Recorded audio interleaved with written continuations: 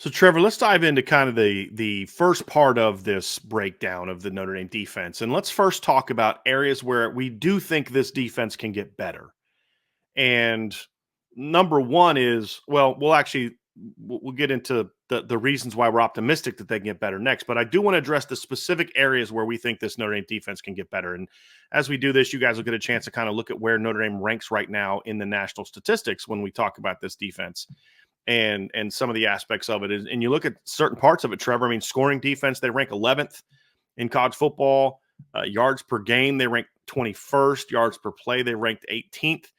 And when you actually look at it, Trevor, one of the more fascinating things about their statistics this season is that so much of what they've done is actually built around success against the better opponents on the schedule. And their rankings against Power 5 teams is actually really good. And it's not just because they dominated Purdue, but they also dominated Texas A&M on defense as well. And when you look at Notre Dame's scoring defense, and you look at their total defense, and you look at and you take that ranking against Power 5 teams, their scoring defense stays about the same. They're 11th, but their total defense takes a bit of a jump. They go from 21st to 8th, and 3 of the teams ahead of them have only played one game against a Power 5 opponent. And then you look at their yards per play, 4.4 ranks them 18th in the country, which is pretty good. But if you look at only against Power 5 teams, they rank 4th against Power 5 teams. And so they've actually been pretty good when it mattered most. Notre Dame doesn't have those let's go beat up on a really bad team statistics that other teams have. There's no Austin Peay on their schedule. There's no Akron on their schedule. The 2 MAC teams they played are quality football teams, and the defense didn't play great against Northern Illinois, but again, they held them to 16 points. They didn't lose that game because the defense that we said before, they had a shot to win it at the end, but they didn't get it done. They gave up the field goal drive. But at the end of the day, you hold a MAC team to 16 points, you expect to not only win, but win convincingly. So you look at it and you say, boy, there's a lot of really good statistics here, but there's also some areas where they can certainly get a lot better. And the first one that you notice in that area, Trevor, is that we're going to talk about is actually not in the statistics, and that's more of a big picture thing, which is this defense needs to start better. And that's something that's been a little bit of a concern for me as we kind of go into this, and we'll bring those numbers back up here in a little bit. But they've actually given up scores on the first possession of the game from 3 of their 5 opponents. It was almost 4, but they had a great stop against Miami of Ohio. But they gave up a long field goal drive to A&M to start that game. They gave up a 98-yard touchdown drive to Northern Illinois, and then they gave up a touchdown to Louisville this past weekend. Now, again, I get it. Louisville started on a short field, 24-yard field. But again, they had to go 24 yards to get to the end zone, and you let them get there in like 3 or 4 plays, right? Like you did not week before against Miami of Ohio, they actually started in a similar position, and you shut them down and you forced a turnover and got the ball back against Louisville. The goal is like, look, you get a short field like that, hold them to a field goal. And so they've done that, and they've allowed teams to kind of move the ball on them a little bit. I mean, they held Northern Illinois to 16 points, but they gave up 13 of them in the first half, and they were moving the ball up and down the field on them. And they had to get a couple key stops against A&M in the first half to keep them from really getting rolling. And same thing against Miami, Ohio. They gave up a little bit of ground early in the game and then kind of locked them down later. And then, of course, against Louisville, I would argue the first few drives, they were on their heels a little bit against Louisville. They caught some breaks. Their offense was hot. Leonard Moore and Jaden Osbury make great plays coming behind the ball to strip that out. But the defense, first and foremost, they've got to start better. And I know there's a lot of pressure because the offense has not been good this year, but that's the one thing the offense has done. They've actually gotten points on 4 of their first 5 possessions. If you start better and don't allow points and your offense continues doing this, then that's going to take some of the pressure off of you and some of the pressure off your offense. So I think that's one thing for me, Trevor, that is at the very beginnings, you've got to get off to better starts for this defense and get more early game stops on defense. Al Golden's going to have to find a way to dictate the pace on defense to start the games. The one game that he did that really well from start to finish was the Purdue game. Almost like he came in and the game plan was geared around, it doesn't matter what Purdue tries to throw at us. We can run anything, and they're not going to be able to game plan against it, adjust against it. And the one constant thing for Notre Dame has been an early pressure. generating early pressure has been huge. And you saw it in the Louisville game when Notre Dame went away from pressure and gave Tyler Shuck time to sit back a little bit. He was able to find open receivers, right? So I think that all goes into finding different ways to start the football game fast, dictating the pace. Not, it almost feels like in the 3 out of the 5 games where they gave up scores on their first possession, it felt like they were just kind of waiting to see what the offense was going to do, made their adjustments after the first drive. And then the defense inevitably got better as the game went on. So just if you can eliminate that, right, I think they'll be fine.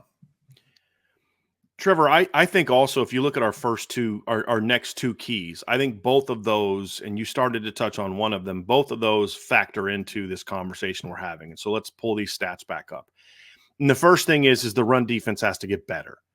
Al Golden has said time and time again, I don't care about being an elite run defense and all that type of stuff, but they've still, and that's fine. I understand where he's coming from, and I don't disagree. I mean, look, if you want to beat Alabama, the big thing you need to do is you be able to stop their running game to a degree, but you got to stop them from ripping you up in the throwing game. Same thing with Ohio State, same thing with Texas. You've got to be able to. The best thing all those teams do is throw the football. Although you could argue that Ohio State this year is looking more like an old school Urban Meyer type Ohio State team. That is a spread team that's going to hit the big plays, but they're getting back to running the football, which is something I've complained for how many years about with Ryan Day. So Chip Kelly's brought that back. But for the most part, your run defense is going to have to be better. And I'm not saying it's been bad, but it's definitely not been great or even good. I mean, anytime you rank outside the top 50 in a stat category, that's not a great thing to do.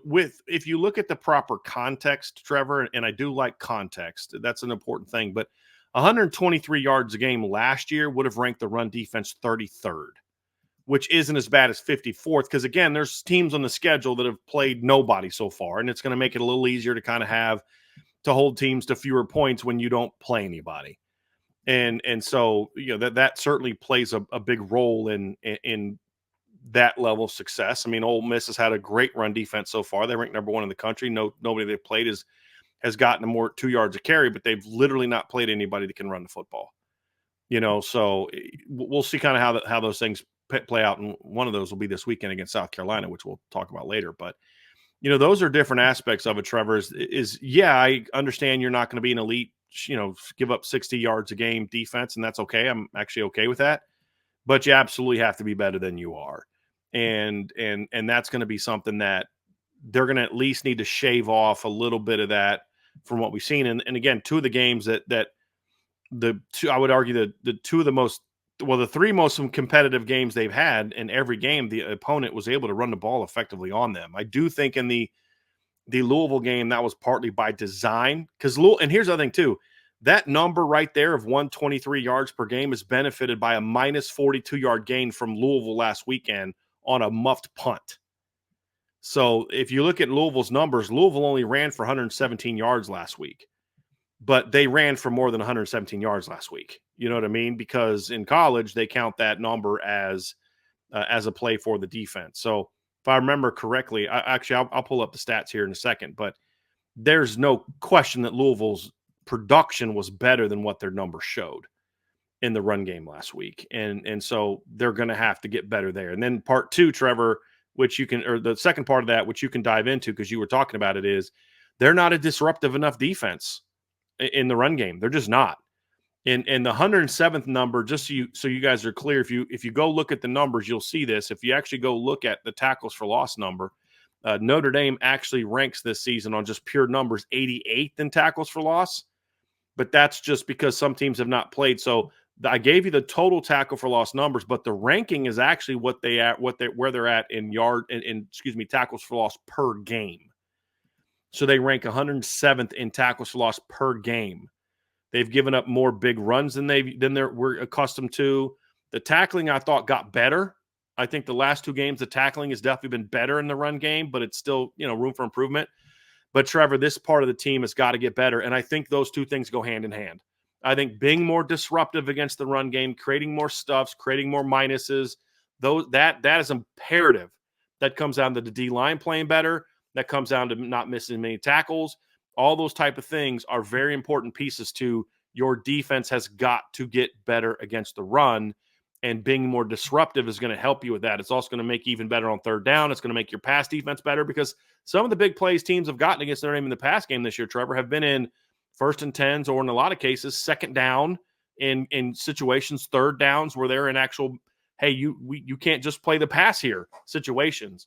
So those 2 areas to begin with are where I look at and say, first and foremost, that part of the football team has absolutely got to get a lot better in the second half of the season. I think it's interesting that I know with a lot of the stats, some of it's tailored because Notre Dame has played an additional game than others. But then you look at something like tackles for a loss. In theory, if Notre Dame has played more games than some other teams who've only had 4 games, they should, in theory, have more tackles for a loss. They shouldn't rank 88th. Right. Exactly. So that is a little discomforting. I think the weird thing, and you touched on it a little bit, is with Notre Dame's tackling. They have almost tackled better in space as a team than they have inside of the box, which I think is really weird because I'll have to go back and look at the film and put some examples out on the board, but there have been a lot of times where contact has been made by a defensive lineman or a linebacker within a yard or 2 of the line of scrimmage. It's the additional push after. And those runs that just eat up the clock, that you have to find ways to finish tackles when you're inside of the box. That's one of the biggest things about creating disruption in the run game. You have to find a way to get the interior of the defensive line active in the run game and penetrate early so you can play to the strength of your defense. It has been shown. Louisville tried it. Louisville tried to attack the perimeter of Notre Dame's defense in the run game, and they shut it down.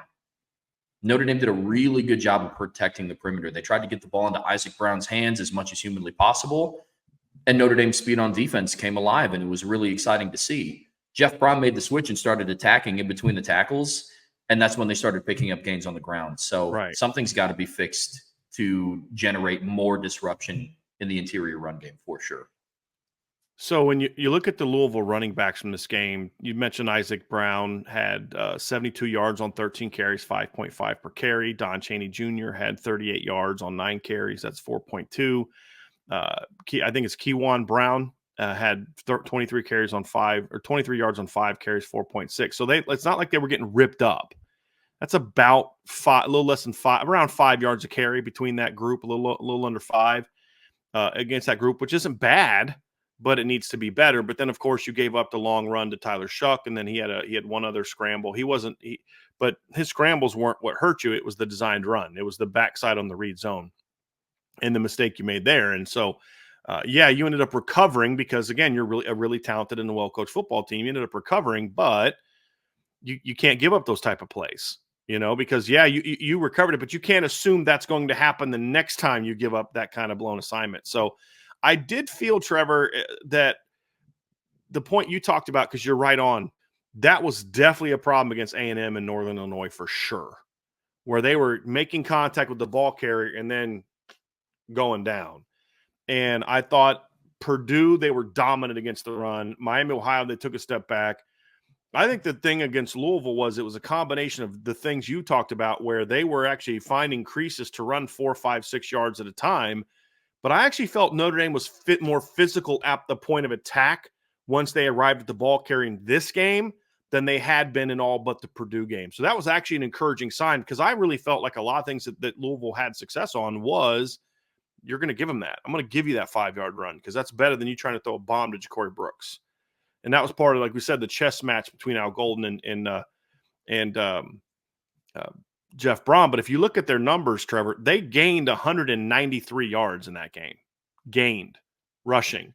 They had 62 lost yards in that game. 42 of that was from the muffed fumble. So if you add that to their equation, they had a lot more yardage in that game. And so I got to go back and kind of look at the official numbers, but like the CFB stats has the number a little bit different. They have Louisville at 117 rushing yards in that game, and the stat sheet that I have, or actually no, I'm incorrect. They have them at 131. They're actually correct on that. But I was looking at something different. Apologies. I was looking at Notre Dame at Louisville's run defense. But they gave up 131 yards, 3.7 yards per carry. If you take that muff punt away, That gives them what, 173 yards on 34 carries at 5.1 per carry. That's not good enough. And it's not the game plan that I have a problem with. There's still a level of execution, improved execution that needs to happen. There still was a little bit too much of certain D linemen not getting off blocks on certain plays. Linebackers at times not being quite right with their run fits, and safeties being maybe a little late to respond. And then, of course, there were some missed tackles. I mean, one of the 10-yard gains they had was play where Xavier Watt should have stopped the guy at the line of scrimmage. And so it's not like they're, oh my gosh, they're so bad at this. When they play hard, they're solid. They just have got to eliminate some of those blown assignments. Because again, I gave you that number, right? 173 yards on 34 carries. You don't have a blown assignment on an early read zone. You take away 40 of those yards, and now all of a sudden we're talking about Louisville having 130 yards in the game total. Then you take away the 40, and now you've kept them under 100. And so those are the things that you look at is they're not super far off, but there's got to be a greater commitment, because when you look at the second half of the schedule, and this is why this matters, this isn't just arbitrary, where do you want to finish rank in run defense? You look at the second half of your schedule in the 7 games, you play 2 option teams that rank among the nation's leaders in rushing offense. And you also play a Georgia Tech team that's in the process of trying to get their run game going. So you're going to play Army, who right now has the number 1 rush offense in college football. You're going to play Navy, who has the number 5 rushing offense in the country. USC hasn't been great running the football so far this year. Georgia Tech hasn't been great running the football so far this year, but they're a very dangerous rushing team. And you and I both know they want to have success. And part of the reason their number is where it is because Louisville kept them to 98 yards. They've gone for at least 190 yards in 3 of their 5 games so far this year. So again, when you're this early in the season, one bad game can skew your overall production. They've been a good rushing team, and last year they ran for over 200 yards a game. So they're going to get back to running the football. So you know that's where they're going to be. So even though there are some teams on the schedule that don't run the ball overly well, there's a lot of teams that do. Virginia's another one, Trevor. They rank 33rd in college football right now at 193 yards a game. They've had a 200-yard game against Richmond. They had a 384-yard game performance in a win over Coastal Carolina. They're sneaky 3-1 right now.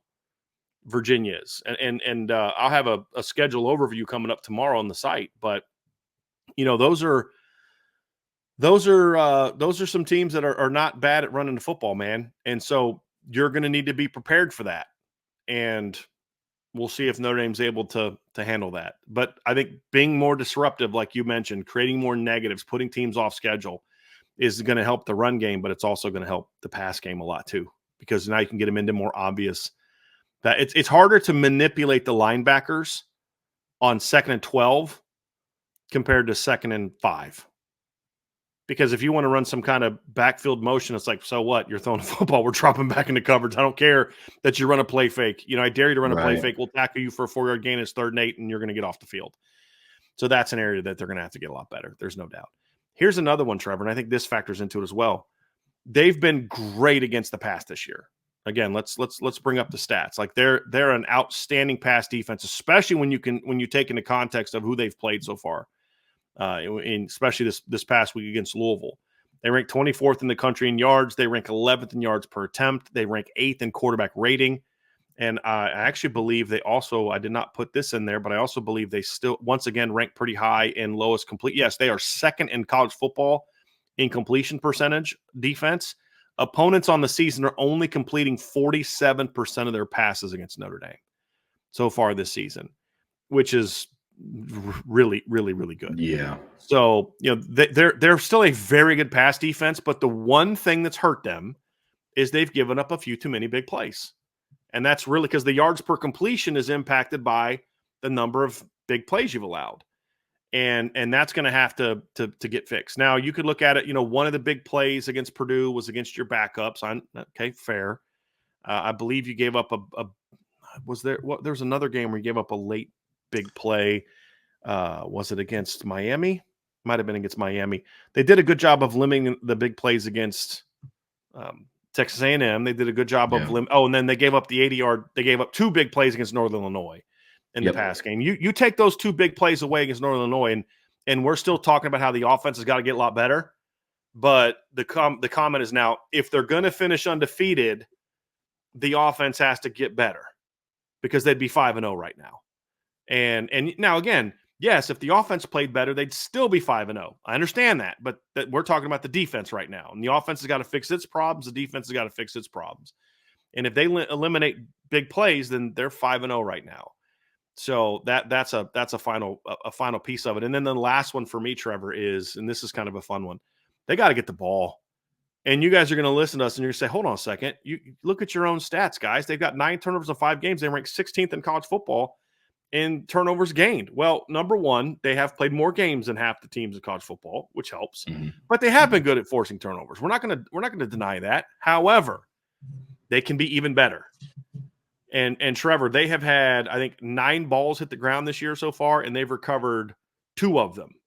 Yep. And I believe both of those came in this both of those I believe came in this last game, right?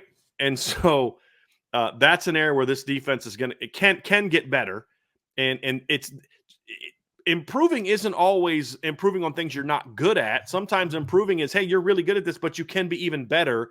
And as you mentioned to me before, Christian Gray is a couple drops away from leading the nation in interceptions this year. Yeah, with how well he's played, but between the dropped interceptions and between the not getting on the ball, Notre Dame, as good as they've been at forcing turnovers, could be even better. And there's room for them to be even better. And that would be something that sometimes that's just luck, Trevor. I mean, if we're being honest, sometimes it's about luck. The ball bounces a certain way. But that's an area where Notre Dame is going to have to me, be even more effective at forcing turnovers this season. Notre Dame's done a really good job of being active and trying to create turnovers. What those stats say to me is you just need to finish. You just need to finish those plays. Great job at attacking the football. Great job at being very active. And I mean, if you go back and look at Notre Dame ranked 2nd in passes defended and 3rd in pass breakups. Now, obviously, I'm not saying that every single one of those balls were able to be picked off. I understand that, but at least 4 or 5 of them could have been. I'm sorry. This is why I mute myself more often, so I don't steal your thunder. Sorry. No, you're good. We're great minds think alike. We're on the same page here, man. So we're good. But that 16th ranked, if you're able to steal a handful of those fumbles forced, and you're able to steal a couple of those interceptions, that 16th ranked slowly starts to creep up into that top 10 and then into that top 7. And you want to know a surefire way to get your offense back in the game and increase some of their numbers and averages on the season. Give a favorable field position, man. So there's a lot of things that, and again, we're talking about this at an angle of almost champagne problems. Notre Dame is giving up 12.6 points per game. They rank in the top 5 in the country in pass breakups and passes defended. They rank inside of the top 20 in turnovers gained. So it's a lot of, they're good. Now, what are they needing to do to get to that great status again? So these are the exciting conversations that I personally love having. Instead of, okay, what does Notre Dame have to do to be good? Now it's, what do they have to do to take it to that next level, to be great, to start competing with the upper echelon of college football? So really excited to see where this goes. But yeah, doing a really good job of being active on defense. Just got to finish the plays, man. Like early in the season, you alluded to it earlier, against Texas A&M and Northern Illinois, they weren't able to finish run stops, and they were getting a couple of extra yards. They're improving. They're getting better at it. A little bit of a lapse against Miami of Ohio, but now with turnovers, finish the plays. Things are going to start looking real nice. So that's going to do it for this part of the show, Trevor. We got several more segments coming up, but I just want to remind people before we get there to hit that like button, hit the subscribe button, and hit that notification bell. Make sure that you are tuned in to what we got going on here on the Irish Breakdown podcast. And of course, as you always know, if you're not on the message board at boards.irishbreakdown.com, you are missing out on some good stuff.